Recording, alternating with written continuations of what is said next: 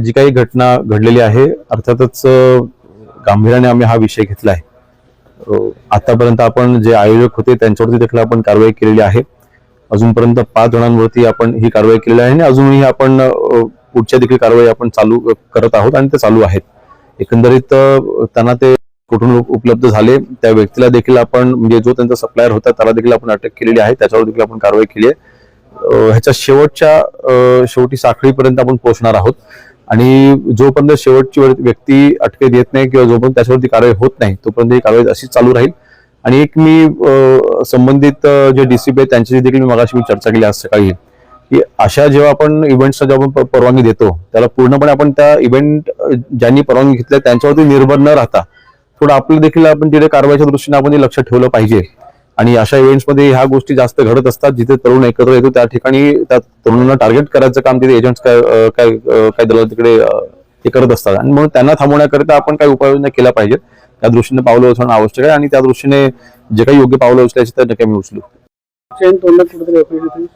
नाही, मला वाटतं हा विषय नक्कीच गंभीर आहे, ह्याची व्याप्ती प्रचंड मोठी आहे। आज फक्त मुंबईत किंवा महाराष्ट्र किंवा भारत देशात हा प्रश्न नाहीये, संपूर्ण जगामध्ये बाबतीमध्ये आपण पाहिलं तर हा प्रश्न हा भेडसावणारा हा प्रश्न समोर येतोय।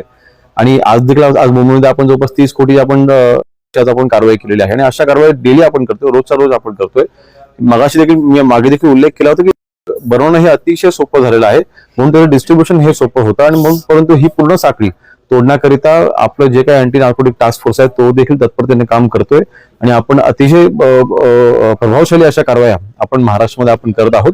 त्या अनुषंगाने मुंबईमध्ये देखील आपण या कारवाईने आपण जोर पकडलेला आहे आणि जे कोणी याच्यामध्ये आरोपी असतील त्यांना तर अटक होईलच, त्यांच्यावरती कारवाई होईलच, परंतु अशा घटना पुन्हा घडू नये की अशा इव्हेंट्समध्ये आपण काय काळजी घेतली पाहिजे ह्याच्या देखील या घटनेमध्ये जी काही शिकवण घ्यायची ती घेऊन पुढे आम्ही कारवाई नक्कीच करू। 2 गोष्टी आणखी पुढे येत आहेत। पुण्यामध्ये नक्षलग्रस्त जो हिरमा आहे त्याच्या गाण्यावरती विद्यार्थी नाचतानाचा एक व्हिडिओ समोर आलाय आणि दुसरीकडे अमरावतीमध्ये एका मुस्लिम तरुणाने व्हायरल केल्याचा एक प्रकार समोर नाही, दोन्ही प्रकरणांची आता माझ्यापर्यंत कुठली माहिती नाही, परंतु दोन्ही प्रकरणामध्ये चौकशी करून त्यांच्यावरती आम्ही कारवाई करू।